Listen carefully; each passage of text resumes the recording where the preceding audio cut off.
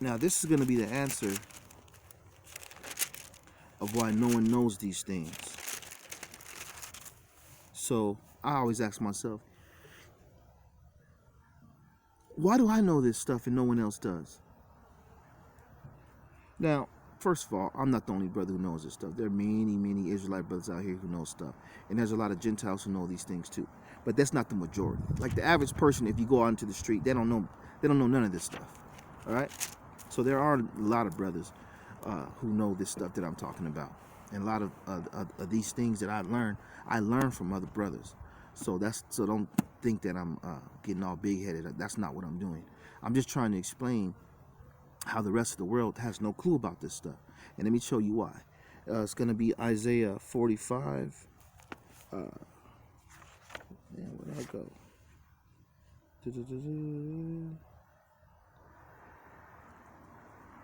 Here it is. Isaiah 45:20. Assemble yourselves and come, draw near together, ye that are escaped of the nations. They have no knowledge. They have no knowledge that set up the wood of their graven image and pray unto a God that cannot save.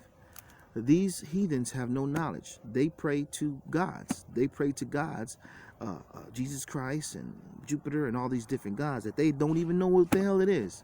They don't even know. So they're lost in the sauce, all right? Now we're going to get Jeremiah. We're going to go to, here it is. We're going to get Exodus 23. Going to get Exodus 23. And this is what you're seeing what's happening right now, okay? Exodus 23, verse 30 through 31. All right?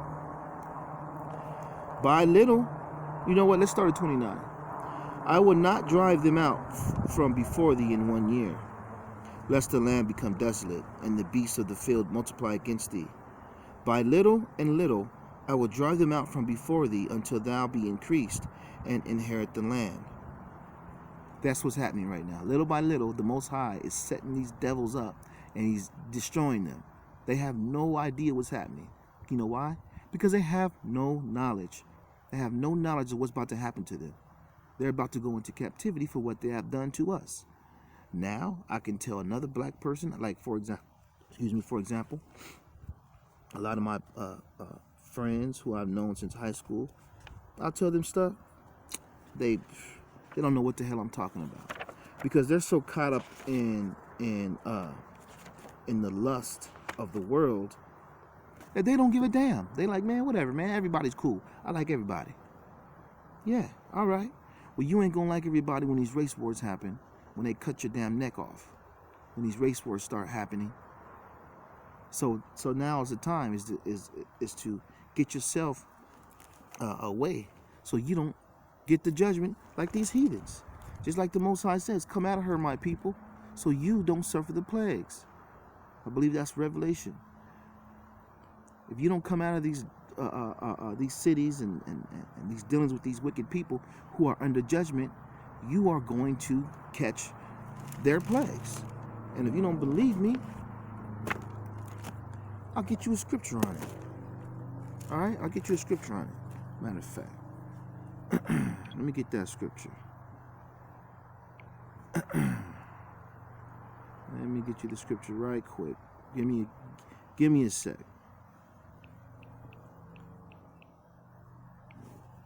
It's going to be Isaiah 13:15. This is going to happen to you Negroes, to you black folks who love all these other nations so much. This is going to happen to you. Everyone that is found shall be thrust through. You know what thrust through means? It means an object is going to go through your body. You're going to be killed. And everyone that is joined unto them shall fall by the sword. So if you are joined unto the heathens, the ones who are about to be judged by the Most High, He's going to kill you too. He's going to kill you too with him. And that's just what it is.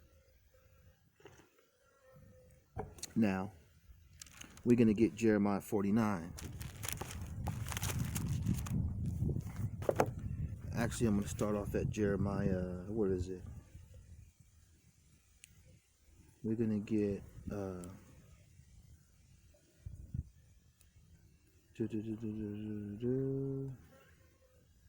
going to go back to Isaiah. I'm going to go back to Isaiah, but let me get Jeremiah 49. Jeremiah 49. All right, we're going to get Jeremiah 49, and we're going to read 10. Actually, this is Jeremiah 49. We're going to go 10 all the way through 22. So let's go. But I have made Esau bare. Now, who's Esau? I don't have to go into that. Now, for the brothers who see this videos and that's going to start scoffing and say, oh, Esau's not the white man, and blah, blah, blah, blah, blah, blah. Yeah, man, I don't got time for none of that. Now, we all know that Esau mixed with Japheth. We all know that. We all know that. So, these people are all mixed up. They're all mixed up. But the Most High does say that in the last days that Esau would be reigning. And Esau would have the Israelites in captivity.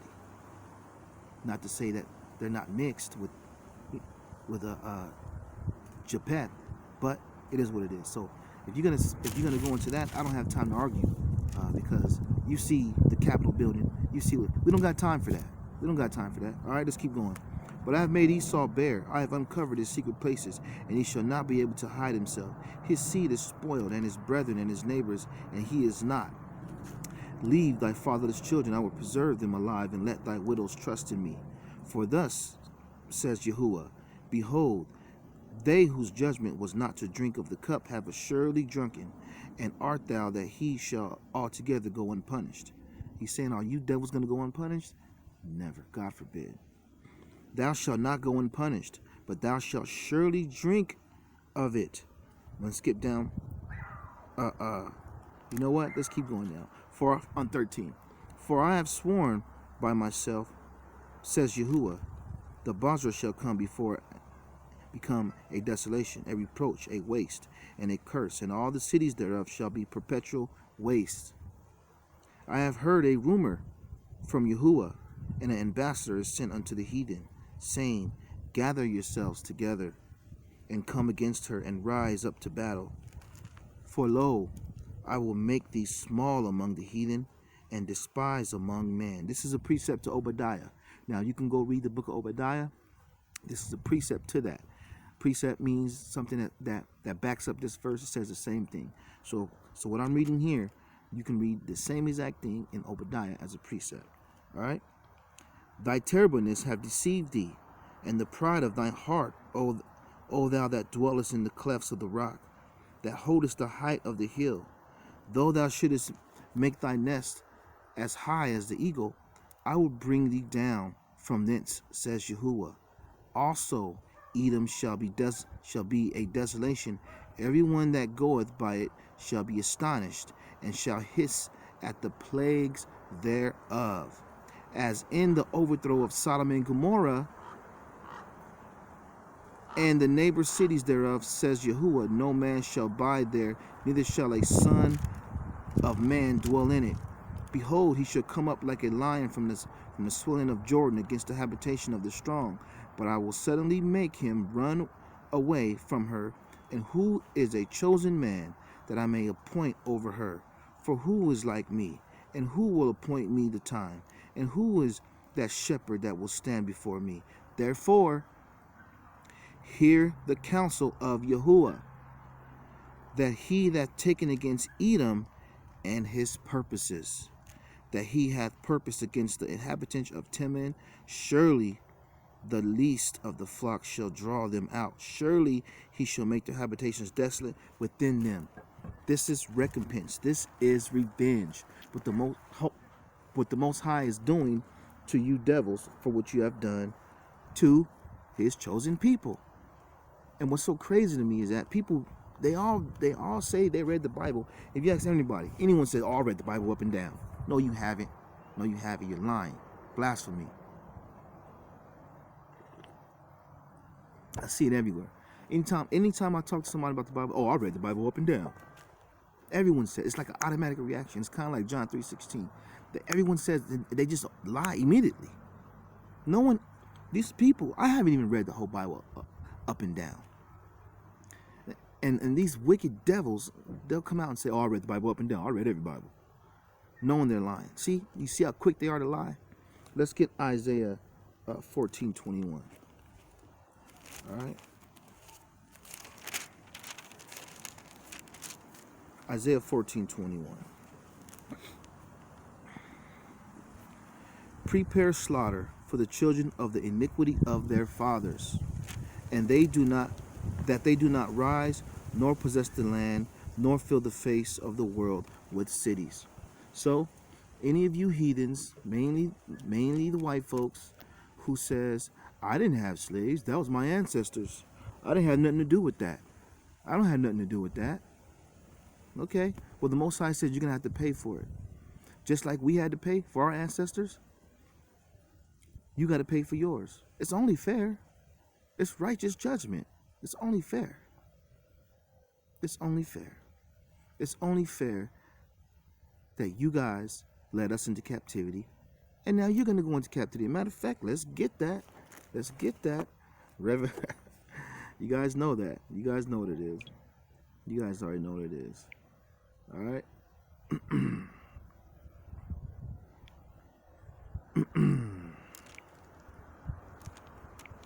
So let's get that. So,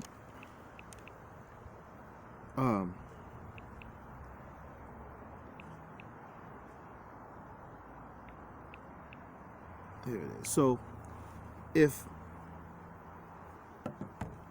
you guys know that your ancestors raped and murdered and pillaged us, and you just like, oh yeah, everything's cool now. No, it's not cool. See, now these dumb coons, like what's his name, Herschel Walker, and you know, all these freaking coons, they'll say, oh, we forgive them, it's our fault. But the Most High is not. It doesn't matter what you Negroes say. It matters what the Most High says, and this is what He says. This is what the Most High says. All right, and you can't go against it. It don't matter what you say. You can't go against this. And I watched a lot of videos when they bring this scripture out. People did no. This is what they say. They say they believe in the Bible, right? But then when you bring this scripture out, they say no. I don't believe that though. I don't believe that. So you're rejecting the words of the Most High. And when you reject the words of the Most High, what happens to you? Death becomes you. Revelation 13:10. He that leadeth into captivity shall go into captivity. He that killeth with the sword must be killed with the sword. Here is the patience and the faith of the saints. So if you lead a people into slavery, into captivity, it's only righteous that you are to go into captivity too.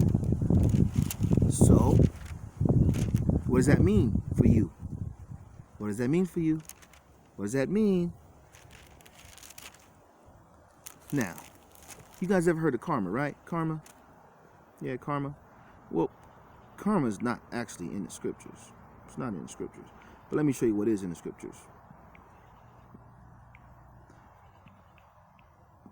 Did I bring my apocrypha? I think I did. Yeah, I brought it.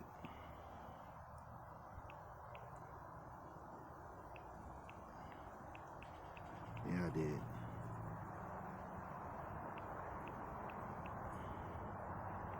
Let me see. Here it is. 2nd Ezra 5:42. Okay, 2nd Ezra 5:42. And he said unto me, I will liken my judgment unto a ring, like as there is no slackness of the last, even so there is no swiftness of the first. So that means judgment goes around like this in a ring. So just like the scripture I read you, Revelation 13:10, where it says, who leadeth into captivity should go into captivity, the Most High is saying that that's true. That's what it is. You led my people into captivity, and now you're going to go into captivity. That's what it is. And you want some further proof? You want some more proof? Let's get Isaiah 14. Isaiah 14. And after this, I'm going to get crafty counsel. After this one. I can keep going. But how long is this video so far? It is what it is. Let's get Isaiah 14, chapter 1. For the Lord will have mercy on Jacob. He will have mercy on Jacob. Not the whole world, not everybody. Jacob, the Israelites, the so-called Negroes who were scattered here on slave ships. And if you don't believe me with that, I'll go into that too. All right? And will yet choose Israel. Now, what you people don't understand is hard for you, because it was hard for me. When we say Israel, we're not talking about those devils over there. We're talking about the Negroes that are scattered on slave ships. That's what this Bible is talking about. Now, when I do speak of those people over there, the synagogues, when I say those people over there, then I'm talking about them, the synagogue of Satan, the Revelation 2:9 and Revelation 3:9 people. That's what I'm speaking of. Let's keep going. And the strangers shall be joined with them, and they shall cleave into the house of Jacob, and the people shall take them and bring them to their place, and the house of Israel shall possess them in the land of Yahuwah for servants and handmaids. And they shall take them captives, whose captives they were. Oh man, you Christians, whatever you say, you can't go against this. You can't go against this. The children of Israel, the Negroes who were sent into captivity on slave ships, according to Deuteronomy 28:68.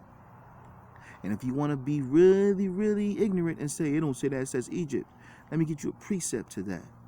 Exodus 20, verse 2 proves that Egypt is talking about bondage and slavery, not the literal Egypt. Whose captives they were, and they shall rule over their oppressors. And it shall come to pass in the day of Yahuwah, in the day that Yahuwah shall give thee rest from thy sorrow, and from thy fear, and from the hard bondage where thou wast made to serve, that thou shalt take up this proverb against the king of Babylon.